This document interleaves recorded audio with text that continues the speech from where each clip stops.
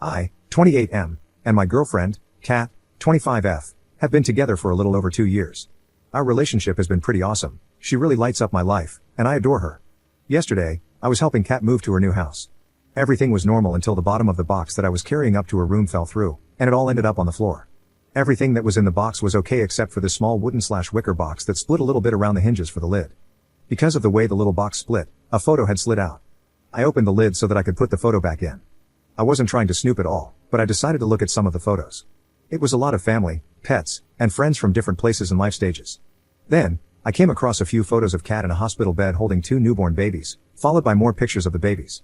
I kind of froze, and my stomach twisted. Kat walked into the room and saw me sitting on the floor with the baby pictures, and she looked horrified. We didn't say anything for a few moments, and then she sat on the floor in front of me and asked if I had any questions about what I had just found. I asked her if these were her babies, and she started crying while nodding yes. I felt myself getting angry, and I asked her why she would hide them from me. We've been together for over 2 years, and we were starting to plan our future.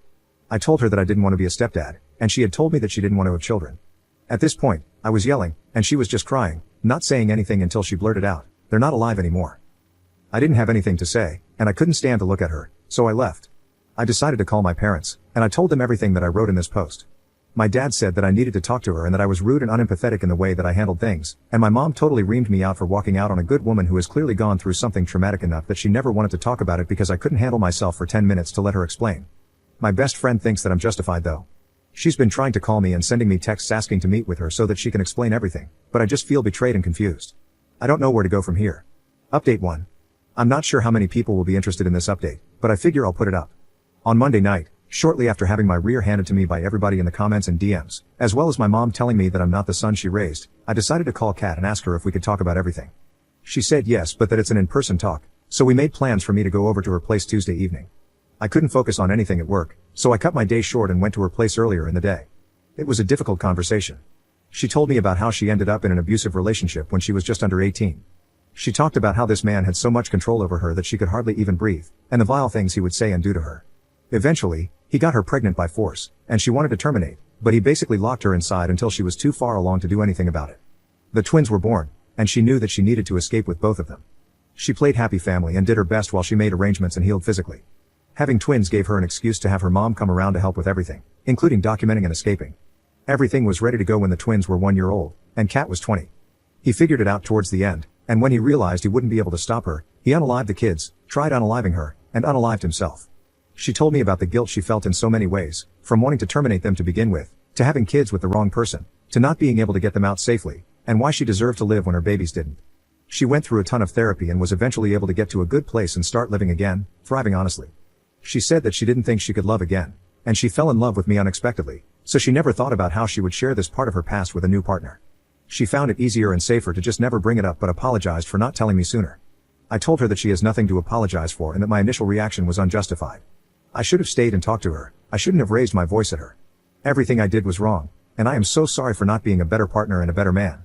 She's told me that she needs some time and space to figure out where she wants to go from here because she didn't like how I reacted to the news, and she sees me differently now.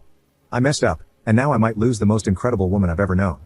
I'm terrified, and I just want to go to her, hold her, and beg her for forgiveness, but I know that will only make her feel smothered. To address some of the comments in my original posts, I never asked her if she had kids. I only asked if she wanted kids, to which she said no. She never lied, she just left out the horrible passing of her children, which I now understand. Thank you to everybody who was rightfully brutal and honest. I'm not sure where our relationship will go from here. Update 2. Hey, not sure if there's anyone still keeping track of this, but it's been around 17 months now, and we have both moved on. For over a month after my last post, I waited. I waited for her to speak to me again, hoping she could forgive me and we could move on together. In mid-December, she called me and told me that she wanted to talk. I was ecstatic and raced over to her place, only stopping to get flowers on the way. When I arrived, she let me in, and I saw that she still had not finished unpacking. In fact, it looked like she never even started. She noticed me looking around and told me that she's moving in with her brother, who lives in another province, and that she doesn't want to be with me anymore. I begged and pleaded, telling her that she meant everything to me and that I would do anything to make things right. However, she stayed quiet, only shaking her head before saying that she doesn't feel emotionally safe with me anymore. She told me that if I had reacted differently when I found out about her lost twins, then she would have been able to move past this with me. But my reaction told her everything she needed to know.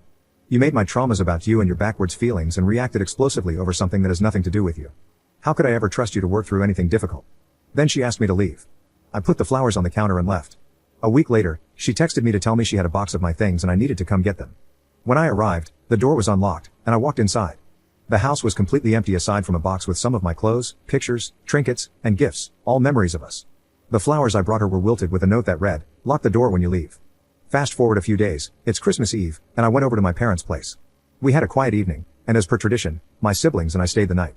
On Christmas morning, I texted Kat to wish her a Merry Christmas, but the bubble turned green. I was blocked. Later that evening, my mother left the room and called Kat to wish her a Merry Christmas.